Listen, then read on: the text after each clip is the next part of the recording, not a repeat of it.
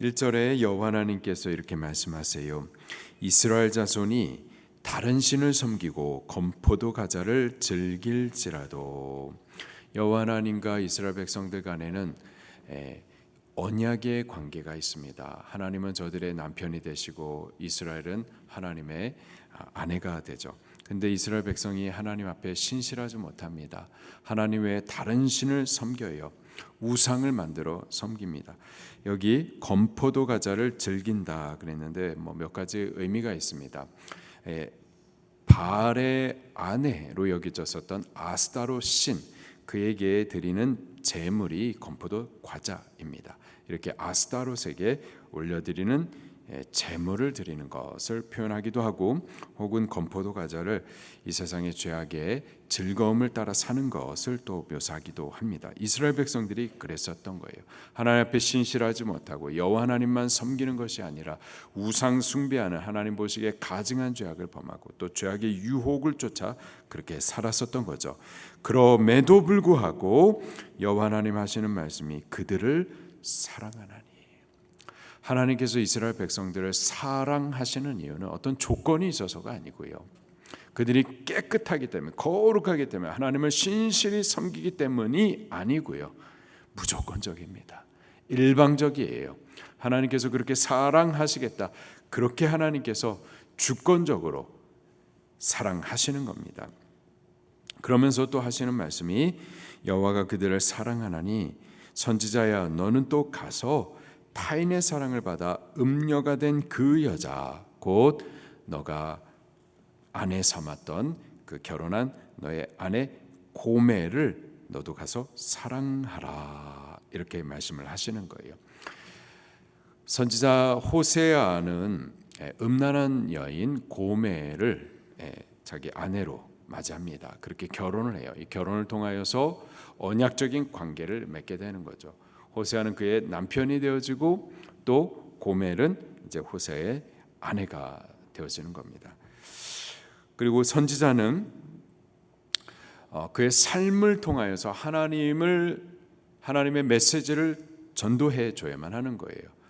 이 음란한 아내 고멜과 같이 이스라엘 백성들이 하나님 앞에서 음란한 백성, 타락한 백성이었었는데 하나님께서 그런 그들을 사랑하신다라는 이 사실을 선지자의 너의 삶을 통하여서, 너의 그 가정을 통하여서 이스라엘에게 메시지를 전해라라는 거였었습니다. 자, 그래서 하나님의 말씀을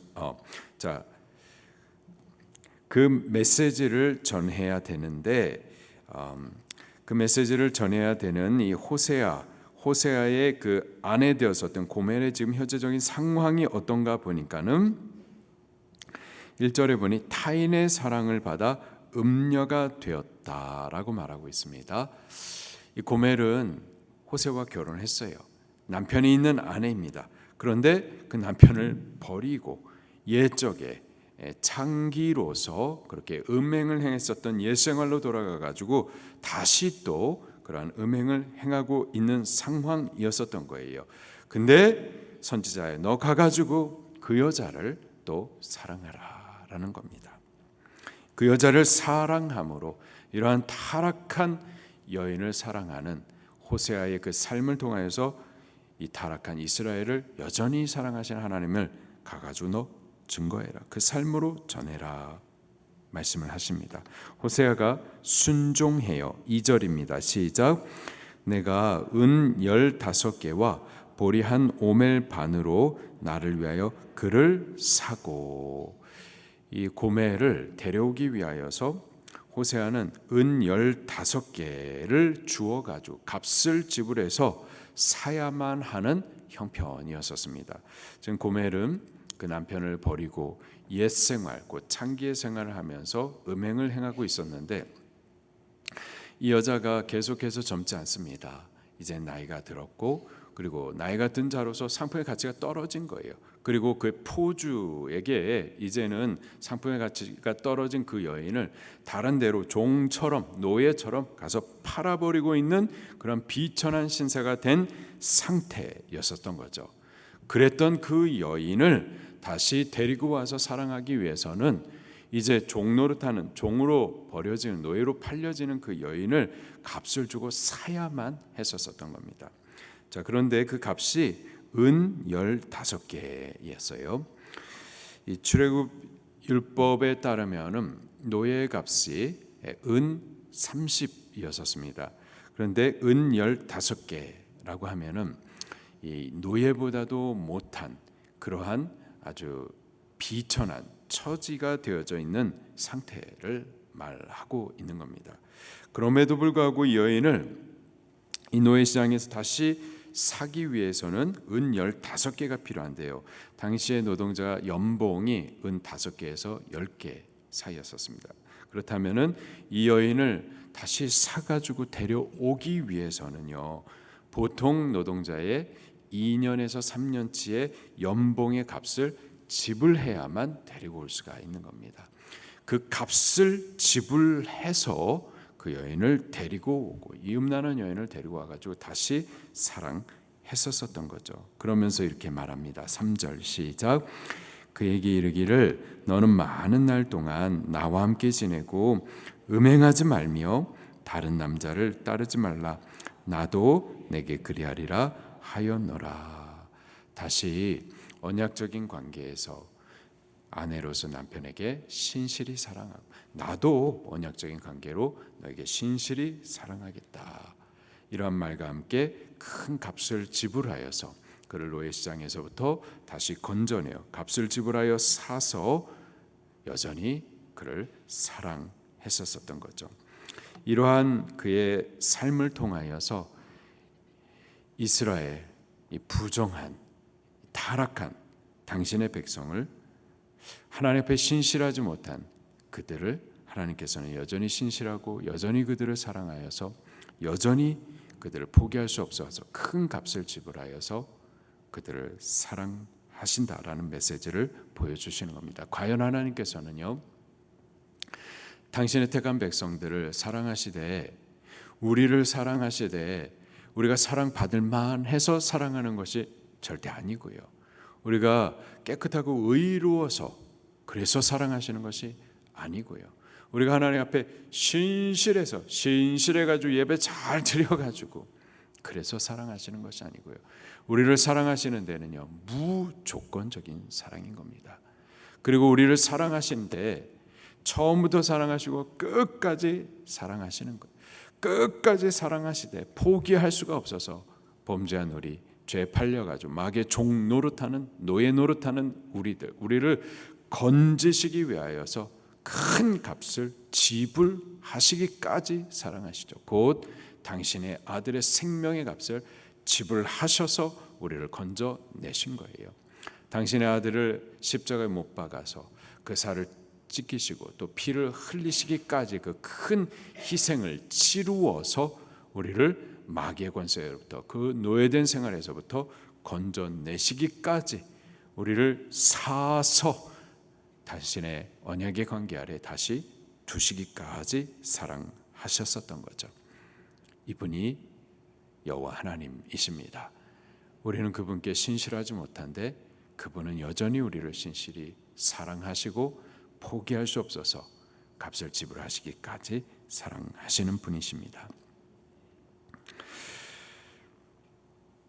자, 그런데요, 이스라엘 백성들은 끝끝내 하나님 앞에 신실하지 못해요. 다시 여호와 하나님 앞에 돌아왔음에도 불구하고 여전히 음행을 행하고 결국 그 음행의 죄로 인하여서 망하게 되죠. 쫓겨나가지고 종노릇하게 됩니다. 4절 말씀입니다. 시작. 이스라엘 자손들이 많은 날 동안 왕도 없고 지도자도 없고 제사도 없고 주상도 없고 에봇도 없고 드라빔도 없이 지내다가, 이스라엘 자손들이 많은 날 동안에 왕도 없고 지도자도 없고, 이스라엘은 신정 정치 국가죠.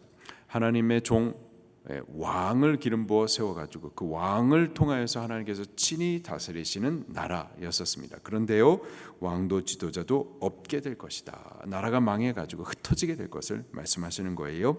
그리고 제사도 없어지고 하나님의 성전도 다 무너지고, 그래서 하나님 앞에 올려드리는 제사도 패하게 되어지고 또 주상도 에봇도 없고 드라빔도 없이 지내다가 하나님 앞에 가증히 행하셨었던 그 모든 우상도 행하지 못하고 그렇게 망하여서 쫓겨나 다른 나라의 종노릇하고 있다가 그 많은 날 동안 그렇게 될 거라는 거예요.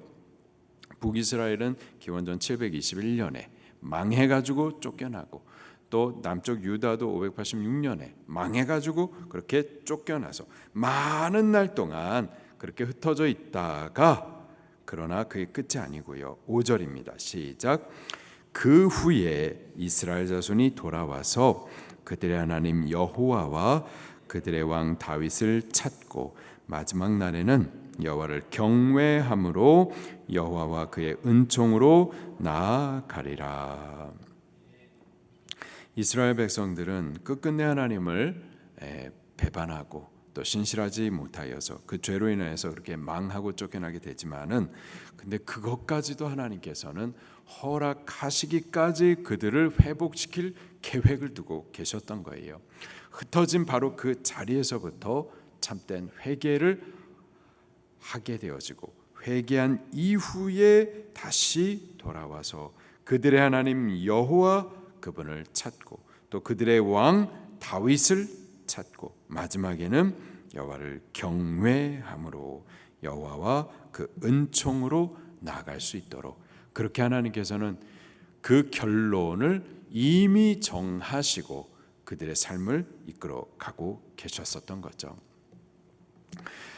우리는 하나님 앞에 신실하지 못해요. 구원받은 이후에도 마찬가지입니다. 그럼에도 불구하고 하나님께서는 우리를 절대 포기치 아니하십니다. 우리가 범죄해가지고 죄의 결국 우리가 이렇게 버려짐을 당하고 비천에 처한다 하더라도 그럼에도 불구하고 우리를 그렇게 내버려 두시는 것이 아니라 그 비천해진 자리에서부터 회개와 회복의 은혜를 베풀어 주시는 분이 여호와 하나님이십니다. 우리가 신실하지 못하면은 결국은 비천에 처해질 수밖에 없어요. 그러나 우리가 비천에 처해졌다 하더라도 하나님은 포기치 아니하십니다. 첫째로 우리는 죄를 미워하여서 죄와 싸우십시다. 비천에 처해지지 않는 것이 은혜겠어요. 그러나 혹 우리가 범한 죄로 인하여서 비천에 처해졌다 하더라도 우리 하나님께서 우리를 포기치 아니하시는 것처럼 바로 그때가 또 회개할 기회, 회복의 은혜의 기회임을 우리 알고 또 하나님 앞에 더욱 나와야만 할 줄로 믿습니다. 우리 말씀 붙들고 통성으로 기도하시겠습니다.